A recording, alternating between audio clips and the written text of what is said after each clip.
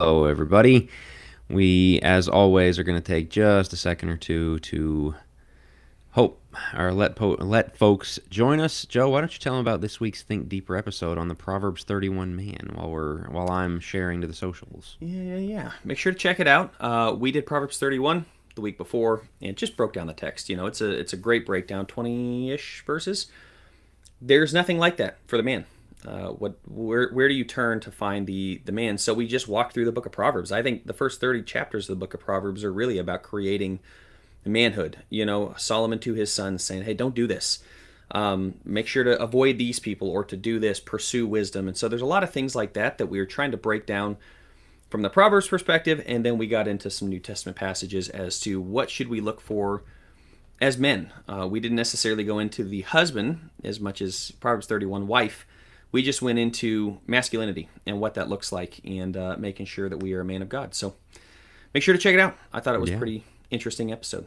Yeah, that is this week's Think Deeper podcast. This is not Think Deeper. This is the first time Joe has come on a church reset chat. So, and then a couple days ago, or yesterday, I went on Godly Young Men with him and Will. So a lot of crossover going on this week. That's right. So check that out. What is it, the CW or whatever, that has all the crossover shows with the Flash and right. Arrow and everything else? And it's like, That's okay, it. I can't keep up. Worlds are colliding. Can't keep up. That's it. All right. Do you have see. the Think Deeper background here? Do you just use the same? It automatically does it, and I forget to take it off. So it does have the Think Deeper background. You're right. That's all right.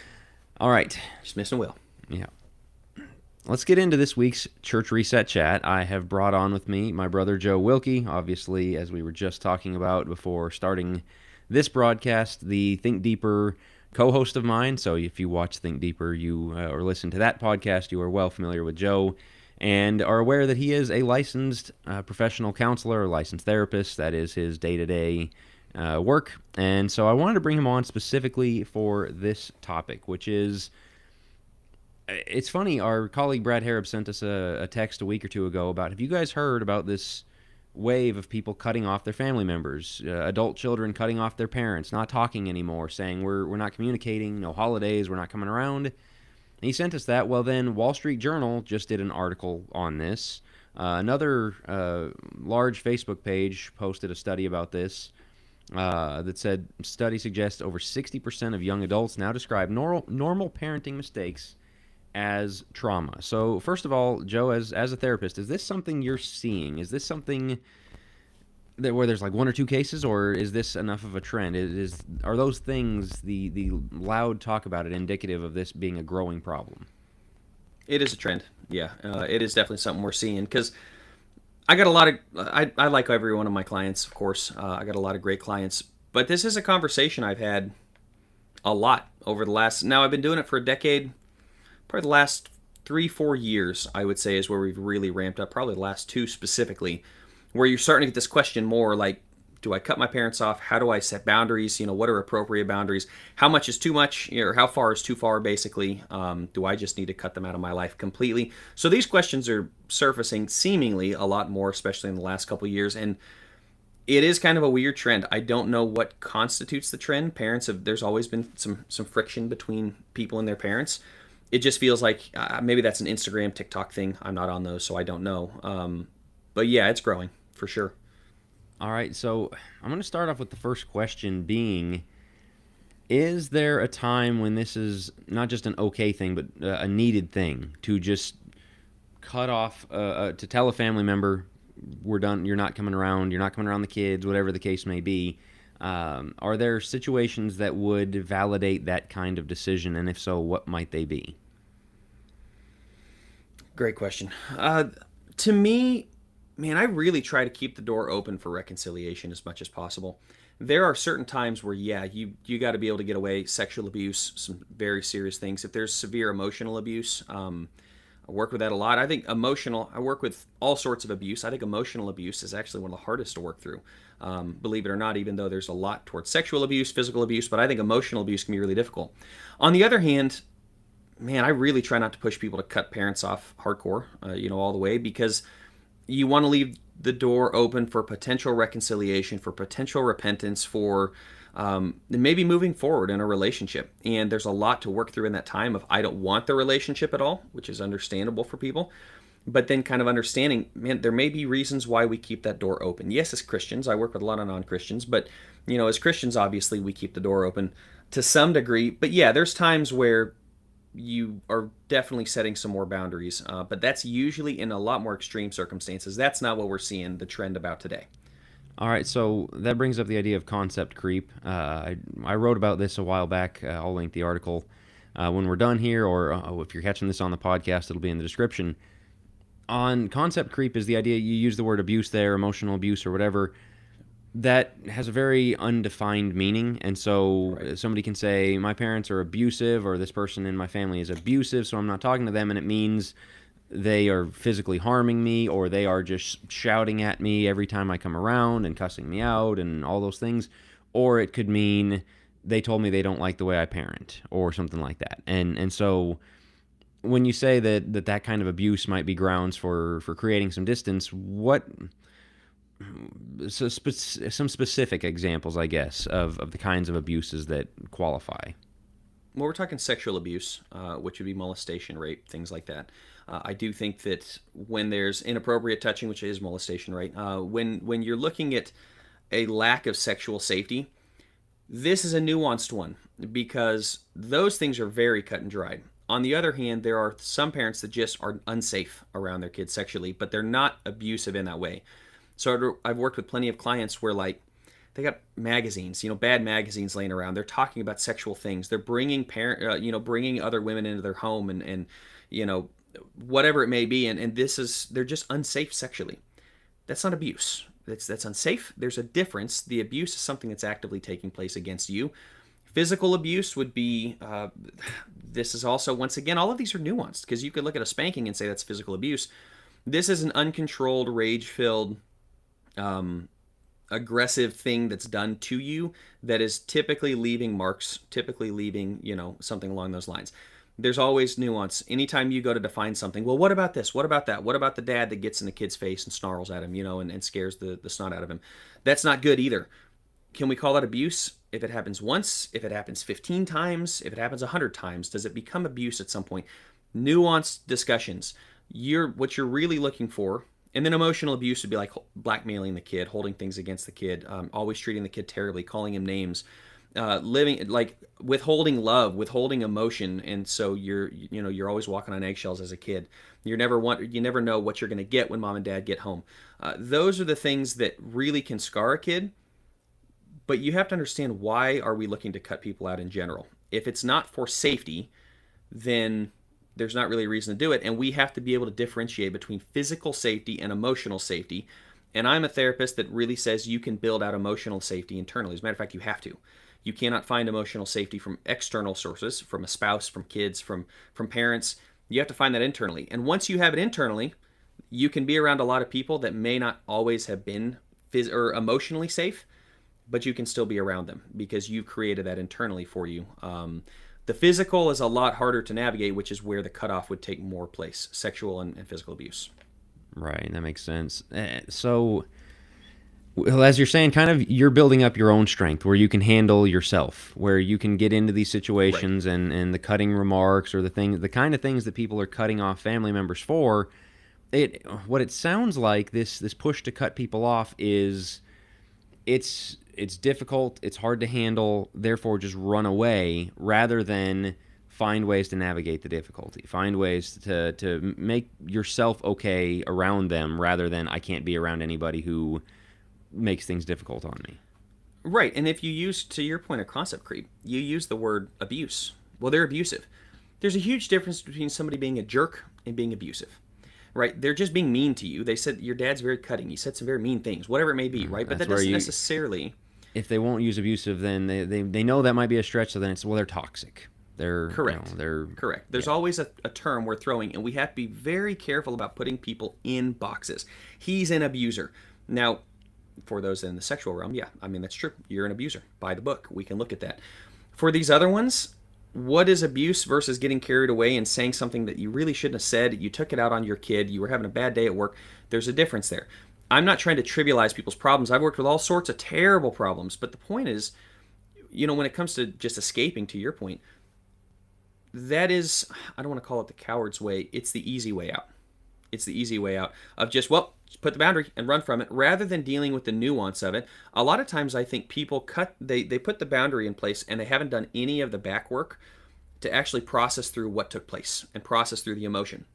And this is what you get in modern therapy. A lot of modern therapists are strict CBT, cognitive behavioral therapy, where you're going to go off a communication triangle, or you're going to, rather, the cognitive triangle. Thoughts lead to feelings, lead to behaviors, right? And that's good to a point. The problem is, where do the thoughts come from? That's where you're getting into trauma work. And that's another buzzword, right? We throw out trauma. But the concept of, like, we got to process through, how did you feel about the relationship? And so often when you process through that, it actually gives them a renewed lens to figure out what the relationship can look like going forward. So there are ways around it. And when we just cut it off and say, we're done, we rob ourselves of an opportunity for a potentially richer conversation and relationship going forward. We do the same thing in marriage. We divorce before we actually work through any of the problems that would create a rich, deep sense of love. We'd rather just run from the problem because it's easier. It's the same concept. Now, and I don't disagree with what you're saying, but you talk about working through the problems. Sometimes people, there is it takes two to tango kind of thing. No doubt. No doubt. And if they're not willing to work through the problem, they're still going to be a difficult person. I would still argue that is not, well, they didn't see things my way. They haven't worked through this with me. They're done. It's tolerating and bearing with. And I mean, I think there's a lot of scriptural commands for that. And so, but this is where the articles, the comment sections we were talking about before we came on about the Wall Street Journal piece on that. Cesspool. Everybody just justifying themselves, like, well, I tried, and they wouldn't change, they wouldn't listen, they wouldn't da da da da da, and therefore I had to walk away, no more conversation whatsoever. What is the biblical duty to parents, to a child, to the family member in these kinds of situations? Well, you got to remember, when it talks about honor your father and mother, this is the first commandment with a promise. You go back to that, what is it, the fifth command of the 10 Commandments? There's a reason when you think of the top 10 commandments, that's in there. We just throw that out. Imagine if we were just killing each other. It was on a killing spree, and it's like, well, it's just Old Testament. Like, that's a big one.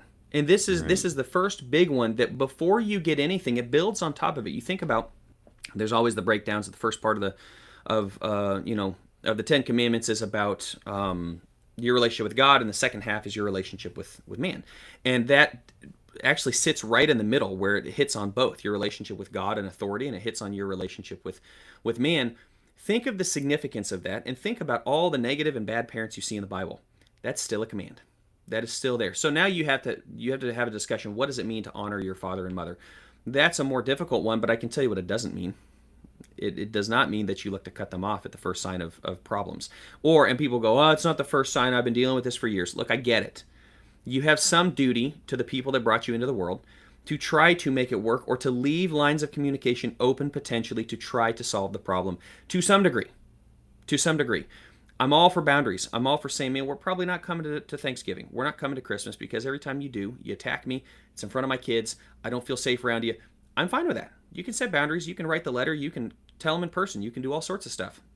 And that's what I mean by processing through it. It's a one-way processing. We can't force the other person to do anything.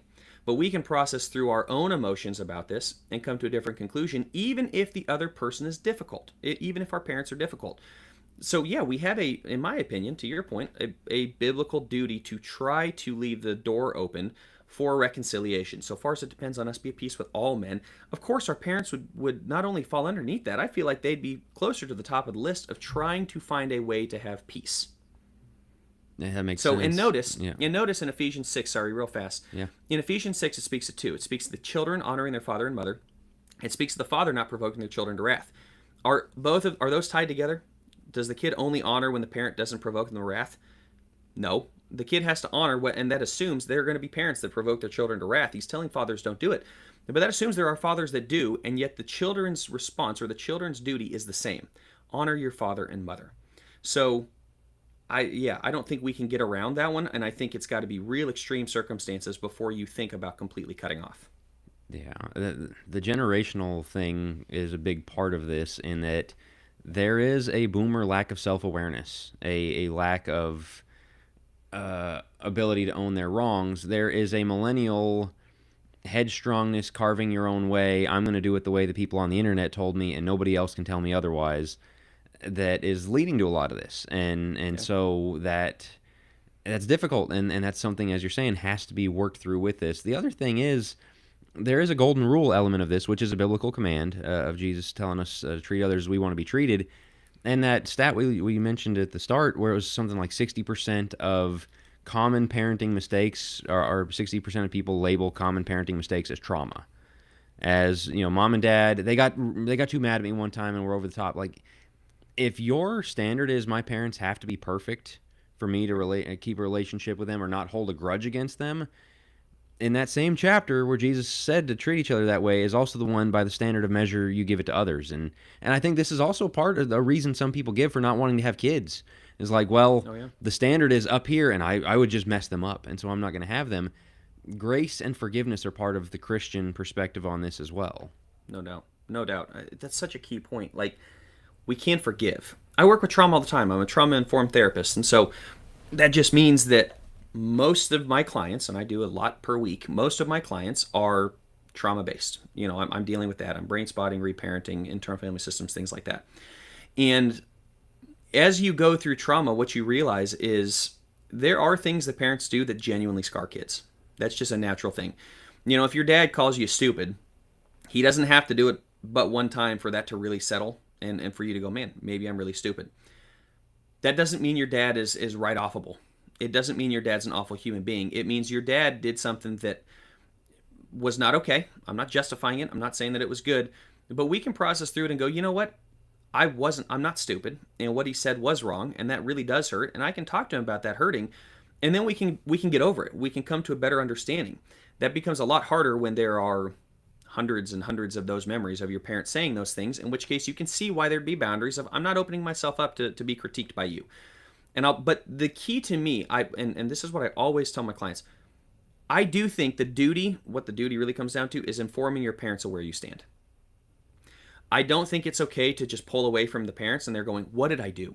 What did I do? Because you're right, there's a lot of them that may not be, there may not be a ton of self-awareness to go, wow, they're living their life, they're busy, they didn't think about all the mistakes that they made, they have not had that brought and put up in their face, and so they're looking at it going, man, what is going on? Last thing I know is you were going to therapy, and next thing you know, I don't get to talk to you and see my grandkids, and you didn't tell me why.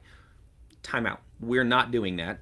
We're going to have a conversation. If you don't want to do it face to face, then we'll do it through letter. I'll get people ready through, not to get technical on the therapy stuff, I'll get people ready through empty chair, which is I literally get out of this chair and I let them speak to the chair and process through and try to work on how would you express this to your parents. I do think your parents have a right to know why you may be looking to pull away and set some boundaries. I think that's common decency. To pull away in marriage, to pull away from your kids, to pull away from your parents, and not say, even friends, and to not say any reason why, to me, that's the cruel thing. That is the problem. Now, there's all sorts of crazy, problems out there and relationships out there where the mom is, you got to get a restraining order and things like that. Look, I'm not talking about those situations. I'm talking about the typical. I just think they have a right to be told, hey, this really hurt me. And once again, leave the door open for them to go, I'm so sorry. I had no idea, and how can I change? What can I do? That may not be the answer. You may get the, well, that's stupid, and in which case you go, okay, I'll still send cards, and maybe we'll still FaceTime from time to time so you can see the grandkids, but we're just not going to be coming around very much. And I do think there are consequences to the action. Just because you're a parent, if you treat your kids like garbage, there may be some consequences, but I don't think the consequence has to be you never see your kids again. Right. So there's an angle of this, the Wall Street Journal one. What it asks is, are therapists to blame for the rise of adults cutting off their parents? This is something that you and I talk about a lot, is how many therapists drive people toward divorce. How many therapists, number one, are divorced or, come from some background, some traumatic, whatever it may be, some addiction, whatever the case is, and that almost leads them to the field, which can be a good thing or a bad thing.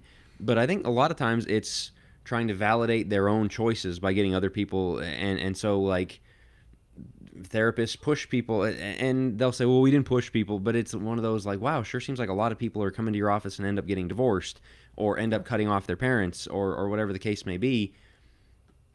And this is something you've talked about, is having a hard time finding therapists you feel you can refer work out to. What give people tips, number one, for like caution going into therapy, and also what to look for and maybe an intake interview or whatever, so you'll find somebody that's not going to say cut off all your family members, leave your spouse, things like that. Yeah. Use your 15-minute to 30-minute free consultation. Almost all of them have that. Use that very wisely. Have some questions lined up. What are your thoughts on divorce? What are your thoughts on, I'm struggling with the parents. I'm curious your thoughts on family structure and the importance of family. However you want to phrase the question, I would try to get an understanding of the therapist worldview. You can go to psychologytoday.com and look up Christian therapists, but there's plenty of Christian therapists that'll still push you toward divorce. So you got to be careful. You got to be able to say, what is your worldview surrounding certain things like that? And yeah, I would vet your therapist as much as they're trying to figure out, are we going to be a good fit together? I would vet them and just figure out, am I going to be a good fit with them? Like, are they going to help me in this? And sometimes in that you can tell them a little bit about what's going on and get a little feedback on, like, I'm just curious preliminarily, like, what do you do in situations like this? I'm having a really tough time with my parents. I'm looking to pull back because they do not treat me very well. I'm nervous about how they're going to treat the kids, and just see what they say. Man, it sounds like you got a real bad set of parents there, type of thing. I don't know if they'd be that brash, but like, be looking for the responses. So that's the first thing I would do. If you can get a referral from somebody and ask them those questions, do they have a biblical worldview? What do they think about divorce? What do they think about parenting? That also can help. So I would use your connections wisely on that. Makes sense. So we got a few people joining in with us on the live. If you're watching and have a question for Joe, have a comment that you'd like to add to the discussion, be sure and drop it, as we're going to wrap here in just a minute. One of the things I wanted to ask about, a word that's come up a couple times, is boundaries. And obviously that draws heavily, or it might originate with the Cloud and Townsend book, and some good thoughts in there, but that is one that, and people will say things kind of adjacent to boundaries, like I got to protect my peace and things like that.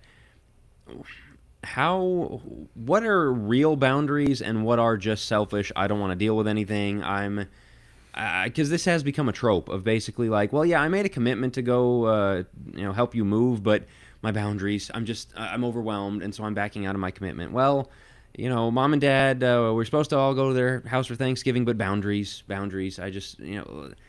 it's very much become overdone, but there's still a good idea at the heart of it, so help us navigate that a bit. That's a real tough one, because once again, to use my word, nuanced, it's right. Quite nuanced on that. The boundaries, a good boundary that is set, should provide protection to some degree from a real threat. More than anything, I think it should be a learning experience for the other person. If the other person can keep the boundary should be able to come down at some point, in my opinion. I don't think boundaries are intended to be for life. I think they're intended to be teaching tools to say, I'm not going to let you hurt me like this. I'm not going to let you speak to me that way. I'm not going to have my kids around you because, quite frankly, I don't think you're safe because of boom, boom, boom, boom. And so we are setting a boundary where we're not going to be there at Thanksgiving and Christmas this year because I don't feel that you treat me very well. We can have a dialogue. I'd love to work through that if you're open to it, but that's where we stand right now. So what's the point of that? To help them realize the severity of their actions, the consequences to their actions of, like, man, you can't just scream at me every single time, or those type of things. But if they get better at it, if they work through, the boundary should come down. So this idea of like protecting the peace, you have to define what is the most important thing we're trying to do here. Reconciliation should be, by and large, the goal. I do want to reconcile. I would love to have a better relationship with them, but it takes two to tango, as you said. So you do what you can on your side. You extend the hand of forgiveness if they're willing to seek that. You let them know where they stand in your eyes, and you set the boundaries accordingly around that to say, I'm okay working within this frame. I'm not going to give you this much space because you've hurt me in this, and that's not okay. But on the other hand, which is another buzz there, that's not okay. But either way, it's like, I'm not going to allow myself to be completely taken advantage of. Right. But I still want to figure out, I'm going to put you in boundaries, but if we can work through this, let's widen that back up. I'd love to have a great relationship with you. So it's coming from a place of love and a place of trying to help them understand what they need to do in order to get back into a place where we can have that, resume the relationship rather than a cutoff. In my opinion. Now, again, nuance to that, but by and large. There's a key in there that, like, you want the relationship with your family members. And whether you think you do or not, I think a lot of these people think, oh, I'm just so much happier because I just slammed that door forever. No, deep down, you're hungry for a relationship with your mom, with your dad. That even if it's bad, one of the things that makes you so upset is that everyone wants that relationship. And so continuing to strive at it, not just slamming the door and forever ending it. Yeah, I feel like it's a shortcut. That's not really helping. And again, it's very hurtful from the other side. Again, put yourself in the parent's shoes. We want to win back the relationship where possible, and I realize a lot of people are looking at it going, I don't. Right. Is this a tactic to help that, or is it a tactic to just not even engage? Right, and a lot of people just don't want to engage with their parents at all. They would rather cut it off because it's too difficult to engage. They have maybe a history of abuse or something, I don't know, in the past, and so they look at it and go, man, I just can't do it anymore. In which case, I'm never going to go against the client and tell them, no, you have to. That's not the goal of the therapist. On the other hand, yeah, we want to explore that and explore the ramifications and implications of cutting a parent off. Let me speak to this, though, real fast. The other side of it. Mm-hmm. There's a lot of people that want to forgive their parents immediately. Their parent did sexually abuse them, or their parent did do something that was really bad or was very emotionally abusive. It's like, well, it's in the past, it's fine, and we move on. I'm also very conscious that is not, or cautious, I should say, of that response. And the reason why is you forgave them without understanding or dealing with any of the depth of emotion that got you to that place. We want to dig up all that emotion. This is where a lot of people get squirrely and they go, you just want me to hate my parents. And I tell every client, I never want you to hate your parents. Matter of fact, I want you to have a better relationship with them than where you do right now. The only reason this relationship works is because you did this. All right, hey, I trust you. Things are great. It's like, that's not a relationship. I want to take the blinders off and say, what happened was terrible. And this hurt, and this made me angry, and this made me XYZ. We process through that. We do a lot of inner child work, but then we come through, and 9 times out of 10, the relationship with the parents on the back end is way better. Because they went through and they processed, they met up with their younger self, which sounds goofy. It sounds as, woo-woo, but it's the thing. You meet up with your younger self, you take care of younger Joe's emotions, and you make sure that he feels validated, like, man, you were right to be hurt by that. That was not okay, what took place. But on the other hand, we're strong, we're resilient, it's made us who we are today. We processed through that over time. And because we're in a much healthier, stable state, now we can view our parents as humans who made mistakes. We can contextualize things and we can move forward. So be careful on blanket forgiving your parents before you ever actually dealt with what they did or any of the emotion, because most of the time what ends up happening is they end up screaming at their parents, treating their parents terribly, whatever it may be, or like always holding in bitterness, but they just push it down and push it down and push it down. Like, man, explore it, let it up in a safe setting, process through it, and then have the relationship that you really do want to have with your parents. And that's my goal ultimately at the end. Right. There's that old saying about like becoming an adult is realizing your parents aren't perfect, but then, learning to love them, forgive them, give them grace and all that. And that's part of it as well. But as you say, not just going, well, they're not perfect, therefore it's all fine. Well, no, it's still going to be something that you got to wrestle with a bit. So, all right. Lots of interesting stuff there. I appreciate you coming on and talking about it. Again, it's repeatedly come up recently, and it's one of those we got to talk about it. So appreciate Joe. You give me your website, contact info, your therapy work. Yeah, joewcounseling.com and or joewilkiecounseling@gmail.com or joe@joewcounseling.com. Sorry, any of those. But joewcounseling.com. JW was taken. They haven't done anything with it. Frustrated me. Whatever. joewcounseling.com. You can find me, and yeah. Appreciate it. Thank you for having me on. And, of course, the two of us are on Think Deeper podcast every week along with Will Harrop. And then Joe does Godly Young Men with Will Harrop. So we're busy guys trying to get the word out in all kinds of different mediums and media, I guess, would be, and different topics. So appreciate Joe joining me for this Church Reset chat. I have been a little bit off on my interviews this summer. A lot of things going on, a lot of family stuff to take care of, and twin babies on the way. So that's happening as well, but I'm also lining up interviews right now. So keep an eye out for this. Be sure you're subscribed to my YouTube channel and the Church Reset podcast. Any final thought? Today's Jack's 10th anniversary, so happy anniversary to him. Much greatly appreciated. Shout out to Allison, a wonderful woman. Yeah, great, to your wife, yeah. Great 10 years. All right, so thanks to Joe for coming on. Thanks to everybody who has tuned in and who's catching it later, whether YouTube or the podcast app. And I'll talk to you guys on the next one.